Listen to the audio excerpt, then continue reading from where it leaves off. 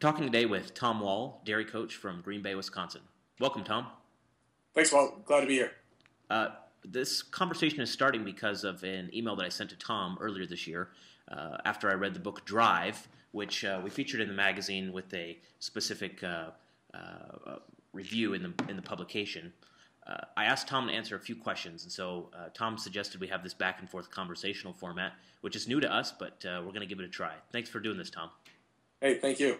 So it's Tom, new to me too, Walt. So we'll see how it goes. So Tom, tell us what you think dairy producers could take away from this book by Dan Pink, Drive. You know, one of the things, Walt, that I see a lot with dairy producers that I work with is this idea of that we hire a guy and we give him the work and we tell him what he has to do. So the idea is that, hey, I'm going to tell you what to do. You've got a job, now just do it. I grew up like that. My whole life, it was, hey, go sweep this, go pick up that, go haul wood over here. And I was just expected to do the work. That's how I was raised, right? So that's what I've done. And a lot of guys that I work with, same way.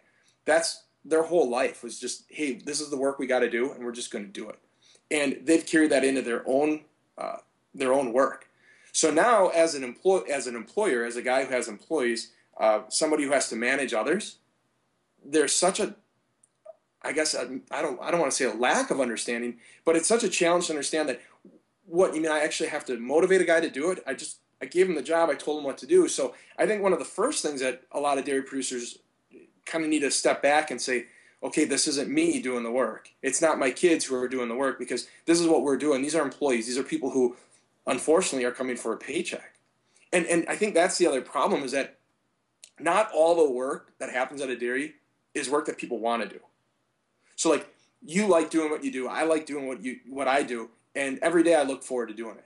So I'm not necessarily, I don't need a carrot and a stick to go and do my work, because I want to do it. I'm already engaged. A lot of people show up because, hey, this is a job. They've traveled a long way to come and have a job, if the person's from another country. If it's somebody else who's applied at a lot of different places and they finally just said, all right, I'll work at the farm nearby, it might not be the first choice. Now, I'm not saying that everybody who works at dairies don't want to be there, because I know a lot of guys who, they're born to work at a farm. They love animals. They love doing the work they do. Again, those aren't the hard people to motivate. They want to do the work. So I think the idea for a lot of dairy producers, the challenge is going to be, who are the people I've hired? Did I hire the right people? And how do I get them to do the work? How do I get them to want to do it? Whether it's because they're connected to it, they're engaged to do it, or because it's a paycheck, it's a job.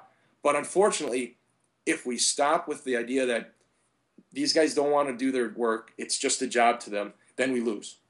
So I think we have to embrace the challenge of saying, okay, how are we going to get this work done, pay people well to do it, and hope that somewhere we meet in the middle and say, hey, this is worth your time, this is worth money, this is worth doing. And it's tough, because the other challenge is the work isn't some creative endeavor. You know, this is like cooking at a restaurant where you get to make up a new burger and you get to like launch this thing and it's a special of the day. This is like the McDonald's worker saying, okay, I've got fries to do, I've got burgers to make. There's no strain from the path. I mean, it's a routine, it's a protocol, and that's my job. That becomes our next challenge, is to say, okay, how do we take people to just do their job?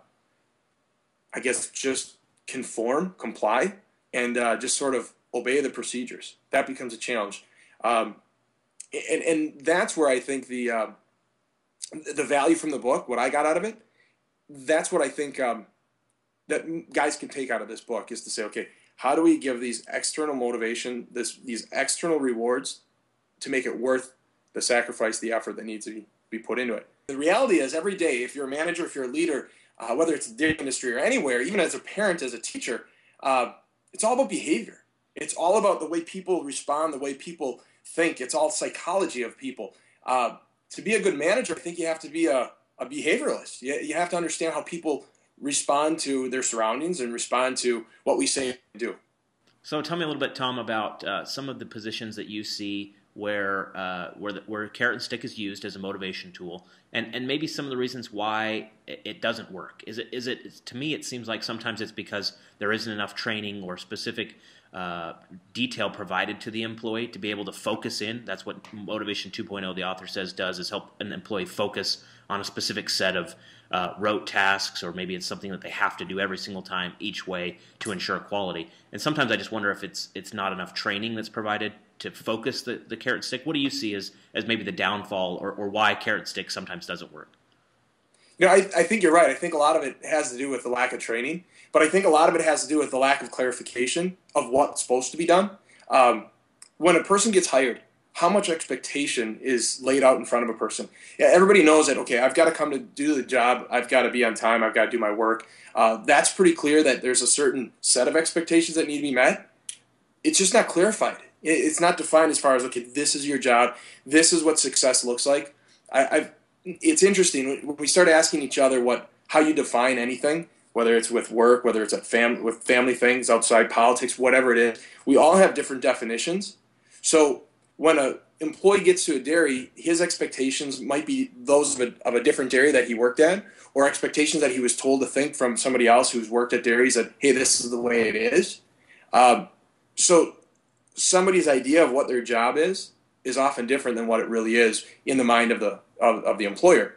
So the manager is trying to get people to this destination, and the employee sees it going this way. So how do we get the carrot and the stick to actually work, leading the person in the direction that the owner wants it to go? If you're going to be doing any kind of pay that says, hey, if you do this, then you're going to get this, the one thing that I've noticed that happens a lot, and for whatever reason, it may be because people forget, because people get busy, whatever it is, but there are certain things that get thrown out there to say, hey, this is what we're going to do if this happens, and then it doesn't happen. So whether it's a broken promise because somebody just forgot, or it's a broken promise because people got busy, or it's a broken promise because somebody said, hey, hopefully nobody will remember, and we're just going to kind of avoid doing this anymore because milk prices went down. That if then that carrot and the stick thing gets really ugly when you don't follow through. That's one of the things that I've seen happen that I'd really recommend to avoid if that's going to be your Motivation 2.0, if that's going to be the solution for getting people to do their work. The other one is to just pay with money, just try to win everybody over with more money. I've worked with a few people. I've worked in an area where other dairy producers have used this as their strategy, but the idea that we'll just keep paying more and that'll keep things quiet, it's not sustainable. It's sort of like the guy who just keeps upping land rent. He just keeps offering more money and keeps offering more money. Eventually, the market gets so far skewed that it's just an ugly mess, and eventually it falls in on itself. So the idea that money is the answer,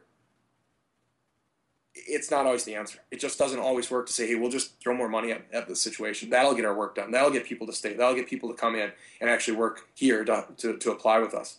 Money's not always the answer. So what personally will you be using from the things that you learned in the book? What I see the solution being is combining the 2.0, the whole carrot and the stick thing, with a 3.0 as the engagement part, trying to find more purpose. From the beginning, I've always tried to train employees why things are important. When I started, I saw everybody knew what to do, or at least that's what we were all trying to start with. Hey, this is what you got to do. This is how we do it. I think it's a really big deal that people know why. And that's that 3.0 part, to try to find some purpose. And it's tough because not all the jobs that we have to do on a dairy farm are really that exciting, really that engaging. 3 a.m. working at 2 degrees when everything's freezing, not really the best place to work. So how do we get people to connect with that, to be engaged? We need to find some purpose in it, but we also have to figure out, okay, this is what we have to do, and this will be the reward for doing it. My goal is to kind of create a Motivation 2.5. Not exactly 2.0, not exactly 3.0, because one on itself, the other by itself, it's not necessarily going to work. So I'm going to try to keep putting together systems for my customers and their employees that we can combine. We can kind of marry the 2.0 and the 3.0 and kind of create a 2.5. Well, I appreciate your time this morning, Tom. Thank you for sharing your insights. All right. Thanks, Walt.